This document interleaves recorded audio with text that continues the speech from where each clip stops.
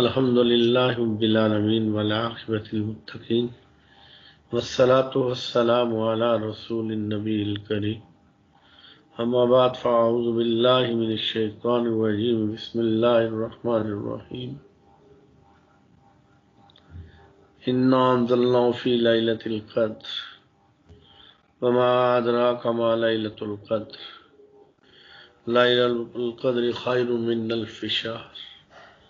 تنزل الملائکۃ والروح فیہا بإذن ربہم من کل امر سلام ہی حتی مطلع الفجر صدق اللہ العظیم۔ اللہم رب اشرح لی صدری ویسر لی امری واحلل عقدۃ من لسانی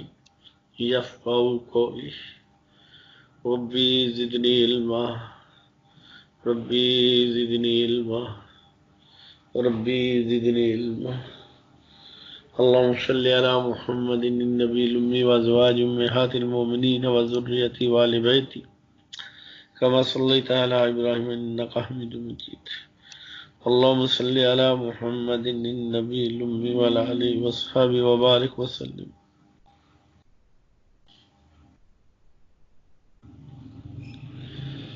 صحابہ رضوان اللہ تعالی اجمعین، اللہ پاک نے ان خوش نصیبوں کو میرے نبی کی صحبت کے لیے پیدا کیا تھا۔ بڑی پیاری بات لکھی ہے کہ یہ جو انسان ہے نا، یہ زمین سے پیدا کیا گیا ہے نا، مٹی سے، اس مٹی سے پیدا کیا گیا ہے، اور انبیاء علیہ الصلوۃ والسلام کی جو مٹی ہے وہ اور مٹی ہے مٹی ہی، لیکن اس میں ایک خاص لطافت، نورانیت، کیفیت، اس کا مقابلہ موازنہ ہی کوئی نہیں ہے۔ تو اللہ رب العزت نے نبیوں کو اس مٹی سے، اس لیے نبیوں کے اندر جو خصوصیات، صفات رکھی گئی ہیں، ہماری روح کے اندر بھی وہ نہیں ہے۔ نبیوں کے اندر اللہ نے سمندروں کے سمندر، خزانوں کے، رحمتوں کے، برکتوں کے، محبتوں کے، اخلاق کے، ادب کے، تو اللہ رب العزت نے کائنات میں چنا انہیں اور ان کے بھی درجے بنائے۔ تلک رسول فضل اللہ بعضهم علی بعض، سرکار دو عالم صلی اللہ علیہ وسلم کو کائنات کا سید الابرار بنا دیا، امام الانبیاء والمرسلین بنا دیا۔ اسی طرح 5 رسول ہیں، پھر 313 ٹوٹل رسول ہیں، پھر 1,24,000 کم و بیش انبیاء علیہ السلام ہیں، اور اس کے بعد یہ ان کے بعد جو افضل ترین ہستیاں ہیں وہ صحابہ رضوان اللہ تعالی علیہم اجمعین ہیں۔ وہ معصوم تو نہیں ہے، لیکن اللہ جل شانہ نے انہیں محفوظ فرمایا ہوا ہے۔ نبی تو نہیں ہے، لیکن ان جیسا بھی کوئی نہیں ہے۔ اللہ جل شانہ نے انہیں اپنے حبیب کے لیے پیدا کیا تھا، بس یہی ساری بات ختم ہوتی ہے۔ اللہ نے صحابہ کو رسول اللہ کی صحبت کے لیے، کہ وہ آنکھیں جو رسول اللہ کو دیکھیں، وہ کان جو رسول اللہ کی آواز کو سنیں، وہ زبان جو رسول اللہ سے کلام کرے، وہ وجود جو رسول اللہ کا مطیع ہو، غلام ہو۔ کیا منظر ہوتا ہوگا، رسول اللہ مصلی ہیں اور قرآن کی تلاوت فرما رہے ہیں اور صحابہ سن رہے ہیں، رسول اللہ صلی اللہ علیہ وسلم منبر پہ بیٹھے ہیں اور صحابہ آپ کے چہرہ انور کو دیکھ رہے ہیں اور سن بھی رہے ہیں۔ رسول اللہ صلی اللہ علیہ وآلہ وبارک وسلم کے دست اقدس کو اپنے ہاتھوں میں لیا، مسافر کیے، معانقہ کیا، گلے لگے، نبی صلی اللہ علیہ وسلم کا استعمال شدہ جھوٹا پانی،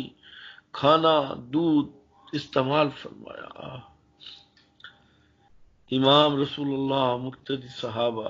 حج میں آپ امیر صحابہ ساتھی، جہاد میں آپ کمانڈر صحابہ سپاہی،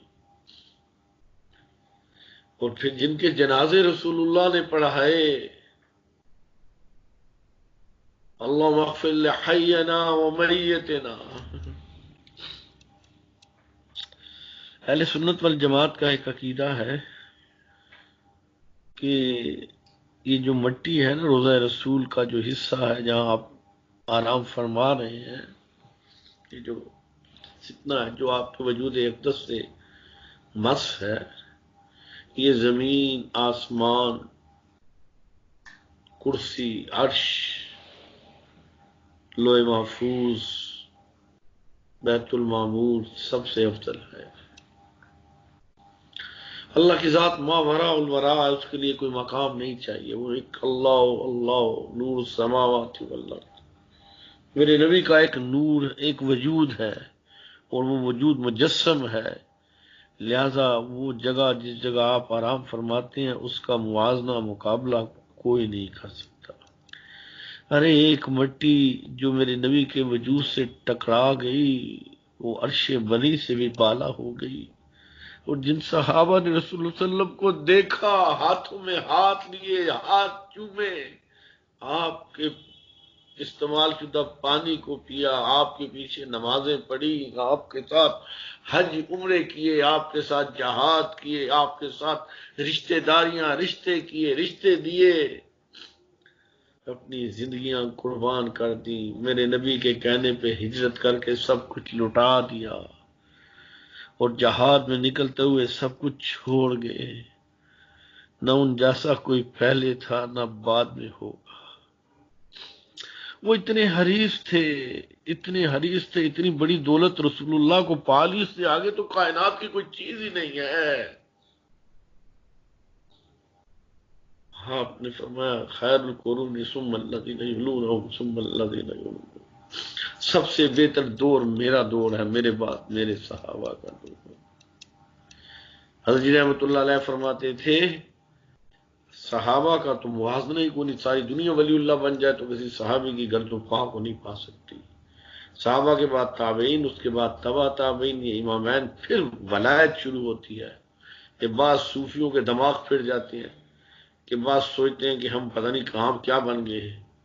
تبع تابعین کے بعد ولایتیں شروع ہوتی ہیں، چاہے منازل جہاں مرضی لے جاؤ، جہاں مرضی مناسب لے جاؤ، جہاں مرضی بات لے جاؤ، مقابلہ نہیں کر سکتے ہم، وہ خیر القرون میرے نبی نے فرما دیا ہے۔ اتنی بڑی دولت رسول اللہ کو پا لینے والی، ارے وہ آنکھیں کتنی خوش نصیب ہیں جنہوں نے رسول اللہ کو دیکھا، جو سارا سارا دن رسول اللہ کے در پہ بیٹھے رہتے تھے۔ اتنی بڑی دولت، اتنے جہاد، اتنے عمرے حج، میرے نبی کے ساتھ نمازیں پڑھ کے بھی وہ آخرت کے حریص تھے۔ ہم ایک مکان سے دو، دو سے تین، تین سے چار، ایک گاڑی سے چار، تین گاڑیاں، اور بھی بعض لوگوں کے پاس تو پہننے کے جوڑے اتنے ہوتے ہیں کہ انہیں گننے بھی نہیں جا سکتے۔ اتنے حریص ہیں ہم دنیا کے۔ اسی طرح بعض عورتوں کے پاس اتنا سونا ہوتا ہے کہ ان کے وزن کے برابر سونا ہی بن جائے، اتنی حریص ہیں، لیکن وہ دنیا کی حریص نہیں تھی۔ انہیں پتا تھا جب ہمیں دفن کیا جائے گا تو ان میں سے کوئی چیز ہمارے ساتھ نہیں جائے گی، ہمارے ساتھ اعمال جائیں گے، عقائد جائیں گے، تعلق اللہ جائے گا، نیک نیتی جائے گی۔ تو انہوں نے نبی صلی اللہ علیہ وآلہ وبارک وسلم سے عرض کیا، یا رسول اللہ، ہماری تو بڑی چھوٹی سی عمریں ہیں یا رسول اللہ۔ ہائے اللہ قربان جائے، کیسے خوش نصیب تھے، ادھر رسول اللہ سے بات کرتے، سرگوشی کرتے، مسئلہ پیش کرتے، دعا کی درخواست کرتے، ابھی وہ وہاں سے اٹھے نہیں ہوتے جبرائیل امین آ جاتا، لو بھی اللہ نے یہ جواب دے دیا ہے۔ کیسے عجیب تھے، جو بات کہہ رہے ہوتے رسول اللہ صلی اللہ علیہ وسلم سن کے جواب دینے سے پہلے اللہ فرماتا تھا نہیں، ان کا جواب میں دوں گا، تھی، ان کا خلوص، ان کا تعلق، ان کا اللہ اور اللہ کے رسول سے محبت اور قربانی کا یہ جذبہ تھا۔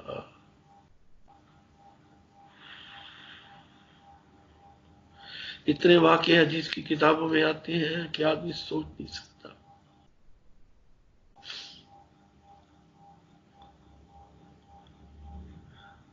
ایک صحابی نے ایک دفعہ قسم کھا لی، اصول تھا، جبریل امین اتر گئے، بس قسم کھا لی ہے صحابی نے، اللہ نے اصول چھوڑ دیے ہیں۔ اللہ ان کی اتنی لاج رکھنے والا ہے، یہ تو کائنات میدان محشر میں ان کی عظمت کو دیکھ کے انگلیاں منہ میں رکھ کے بیٹھ جائیں گے کہ شاید میدان محشر جہاں اتنی تباہی ہے، وہاں صحابہ کی عظمت کو دکھانے کے لیے سجایا جا رہا ہے۔ جنت بھی جن کے لیے منتظر ہے کہ میں کتنی خوش نصیب ہوں، مجھ میں صحابی رسول آ رہے ہیں، تو اتنے حریص ہیں، عرض کرتے ہیں یا رسول اللہ، یا رسول اللہ، چھوٹی سی عمر ہے، راتیں بھی چھوٹی سی گزر جاتی ہیں، کچھ کر بھی نہیں سکے، کچھ ہو نہیں سکتا، ارے ہماری ساری زندگی کی نیکیاں ایک جھلک رسول اللہ کی جو ان آنکھوں سے دیکھی ہے اس کو نہیں پا سکتے ہم، کن مراقبات منازل مناسب کی کوئی بات کر سکتا ہے؟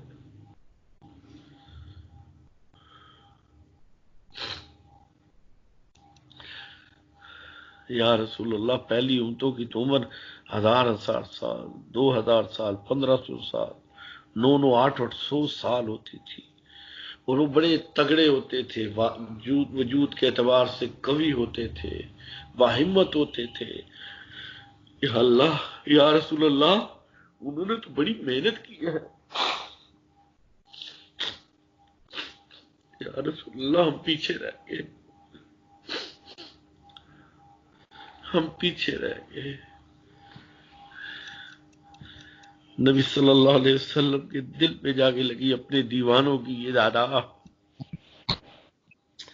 لیکن یہ معاملہ اللہ کا تھا، رب کے ساتھ تھا۔ نبی صلی اللہ علیہ وسلم کو درمیان میں لایا گیا تھا بتانے کے لیے کہ ہم بڑے فکر مند ہیں یا رسول اللہ۔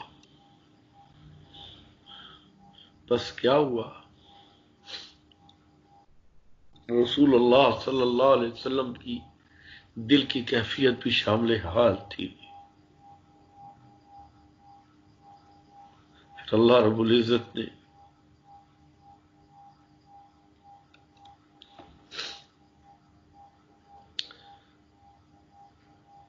آیت اتار دی، اِنَّا أَنزَلْنَاهُ فِي لَيْلَةِ الْقَدْرِ وَمَا أَدْرَاكَ مَا لَيْلَةُ الْقَدْرِ، چھوٹی سی صورت اتار دی۔ اللہ صحابہ کو اجر دے جنہوں نے ہم جیسے دنیا داروں کو اتنی بڑی نعمت سے نوازا، یہ صحابہ کی برکت ہے۔ ایک رات جو لیلۃ القدر ہے، ایک رات مغرب سے شروع ہوتی ہے، اور جب صبح سحری کا وقت ختم ہوتا ہے یعنی فجر داخل ہوتی ہے تو اس وقت تک رات ہوتی ہے۔ کوئی شخص 1000 مہینے نہ کھائے نہ پیے نہ سوئے نہ پیشاب نہ پخانا، سجدے میں، تلاوت میں، ذکر میں، اذکار میں یا اعمال میں رہے تو اس کی 1000 مہینے کی عبادت ایک طرف، اور یہ ایک رات کی رسول اللہ کے غلاموں کی اس سے زیادہ درجہ اللہ کے ہاں، یہ صحابہ کی وجہ سے نصیب، اللہ ان کے درجات بلند فرمائے۔